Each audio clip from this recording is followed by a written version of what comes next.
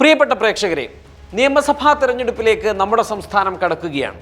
ഇരു മുന്നണികളും മാനിഫെസ്റ്റോകൾ തയ്യാറാക്കുന്ന തിരക്കിലാണ്. എന്നാൽ മുൻപ് പറഞ്ഞിരുന്ന കാര്യങ്ങൾ നടപ്പിലാക്കിയിട്ടുണ്ടോ എന്ന് ഇരു മുന്നണികളും ഈ സമയത്തെങ്കിലും ആലോചിക്കണം. പലപ്പോഴും പല പദ്ധതികളും പ്രഖ്യാപിക്കും എന്നല്ലാതെ പ്രായോഗിക തലത്തിലേക്ക് അവ ഒരിക്കലും വരാറില്ല. ഇനി വരുന്ന പദ്ധതികളാവട്ടെ പൂർണ്ണാർത്ഥത്തിൽ അവയൊന്നും ചിലവഴിക്കാറുമില്ല. പ്രത്യേകിച്ച് ന്യൂനപക്ഷങ്ങളുമായി ബന്ധപ്പെട്ട പല കാര്യങ്ങളും കടുത്ത അവഗണനയിലും അതോടൊപ്പം തന്നെ നിലനിൽപ്പ് ഭീഷണിയുമെല്ലാം തുടരുന്ന സാഹചര്യങ്ങളുണ്ട്. ഈ അവസ്ഥയെ ഇരു മുന്നണികളുടെയും ശ്രദ്ധയിലേക്ക് ഒരിക്കൽ കൂടി ഓർമ്മപ്പെടുത്തുകയാണ് സുപ്രഭാതം ചെയ്യുന്നത്. സുപ്രഭാതം പത്രത്തിൽ പ്രസിദ്ധീകരിച്ച വിശദാംശങ്ങൾ ഓൺലൈനിൽ ഇന്നു മുതൽ ആരംഭിക്കുകയാണ്. ഒരു പരമ്പര പോലെ നമുക്ക് ഓരോ പദ്ധതികളും ഫണ്ടുകളും അവ നടപ്പിലാക്കിയ കാര്യങ്ങളും ഒന്ന് പരിശോധിക്കാം. ഈ ഒന്നാമത്തെ എപ്പിസോഡിൽ നാം പരിശോധിക്കുന്നത് ന്യൂനപക്ഷ ക്ഷേമ പദ്ധതിയെക്കുറിച്ചാണ്. ഏറെ ഞെട്ടിപ്പിക്കുന്ന കണക്കുകളാണ് ന്യൂനപക്ഷ ക്ഷേമ പദ്ധതിയുമായി ബന്ധപ്പെട്ടുകൊണ്ട് ആ മേഖലയിലുള്ളത്. നമുക്ക് പരിശോധിക്കാം.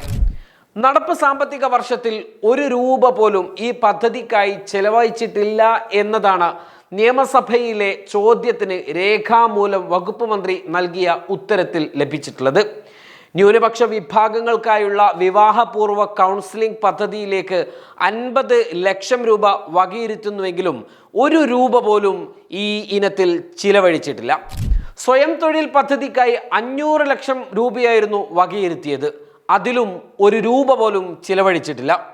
APJ അബ്ദുൽ കലാം സ്കോളർഷിപ്പിനായി 82 ലക്ഷവും CH മുഹമ്മദ് കോയ സ്കോളർഷിപ്പിനായി 800 ലക്ഷം രൂപയും മദർ തെരേസ സ്കോളർഷിപ്പിനായി 68 ലക്ഷം രൂപയും വകയിരുത്തിയെങ്കിലും ഒരു രൂപ പോലും ഇതിൽ ഇതുവരെ ചിലവഴിച്ചിട്ടില്ല.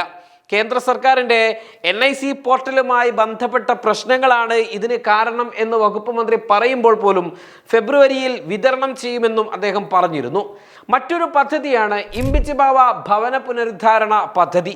500 ലക്ഷം രൂപ വിലയിരുത്തിയതിൽ ചിലവഴിച്ചത് 81.5 ലക്ഷം രൂപ മാത്രമാണ്. വ്യക്തിഗത കരിയർ ഗൈഡൻസ് പരിശീലനത്തിന് 120 ലക്ഷം രൂപ വകയിരുത്തിയെങ്കിലും ചിലവഴിച്ചത് 54.22 ലക്ഷം രൂപ മാത്രമാണ്. ഇനി ന്യൂനപക്ഷ ക്ഷേമവുമായി ബന്ധപ്പെട്ട മറ്റൊരു കണക്ക് കൂടി നോക്കേണ്ടതുണ്ട്. 367.20 കോടിയാണ് ഇടതു സർക്കാർ ബജറ്റിൽ വകയിരുത്തിയിരുന്നത്. എല്ലാ വർഷവും ബജറ്റിൽ ഫണ്ട് വകയിരുത്തും. പക്ഷേ ഇതൊന്നും വേണ്ട തരത്തിൽ ചിലവഴിക്കപ്പെടുന്ന ഇല്ല എന്നതാണ് ഏറെ യാഥാർത്ഥ്യം. കഴിഞ്ഞ 10 വർഷത്തിനിടെ 367 കോടി 20,58,881 അഥവാ 5881 കോടി രൂപയാണ് ചിലവഴിക്കാതിരുന്നത്.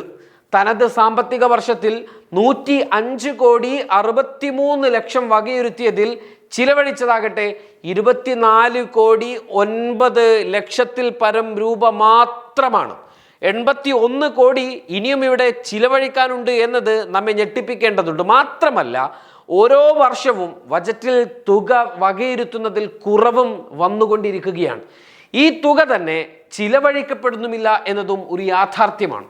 കഴിഞ്ഞ വർഷം മാത്രം 55.73 കോടിയാണ് ചിലവഴിക്കപ്പെടാതിരുന്നത്. തൊട്ട് മുൻപുള്ള വർഷം ഇത് 56 കോടിയായിരുന്നു. ഓരോ വർഷവും കോടികളാണ് ചിലവഴിക്കാതെ മാറ്റിവെക്കപ്പെടുന്നതും പദ്ധതി അർഹർക്ക് ലഭിക്കാതെ പോകുന്നതും. കേരളത്തിലെ ഇരു മുന്നണികളും ഈ കണക്കുകളെക്കുറിച്ച് കൃത്യമായി അറിയണം, പഠിക്കണം, നിലപാടുകൾ വ്യക്തമാക്കണം. ന്യൂനപക്ഷങ്ങൾക്ക് അർഹമായ പദ്ധതികൾ അവരിലേക്ക് സംവിധാനിക്കപ്പെടുന്നുണ്ടോ എന്ന് ഉറപ്പുവരുത്തണം. ഇരുമുന്നണികളും തയ്യാറാക്കുന്ന മാനിഫെസ്റ്റോകളിൽ ഇവ നടപ്പിലാക്കാൻ മുന്നോട്ട് വരും എന്ന ഉറപ്പുകൾ കൂടി മുന്നണികൾ പ്രഖ്യാപിക്കണം. പ്രിയപ്പെട്ട പ്രേക്ഷകരെ, രണ്ടാമത്തെ എപ്പിസോഡിൽ നമ്മൾ ചർച്ച ചെയ്യാൻ പോകുന്നത് സ്കോളർഷിപ്പിലെ വീതം വെപ്പുകളും ഭീഷണി നേരിടുന്ന അലിഗഡ് ക്യാമ്പസിന്റെ ഇന്നത്തെ അവസ്ഥയുമൊക്കെയാണ്. നമുക്ക് അടുത്ത എപ്പിസോഡിൽ കാണാം. waytonikah.com, the exclusive Muslim matrimonial site.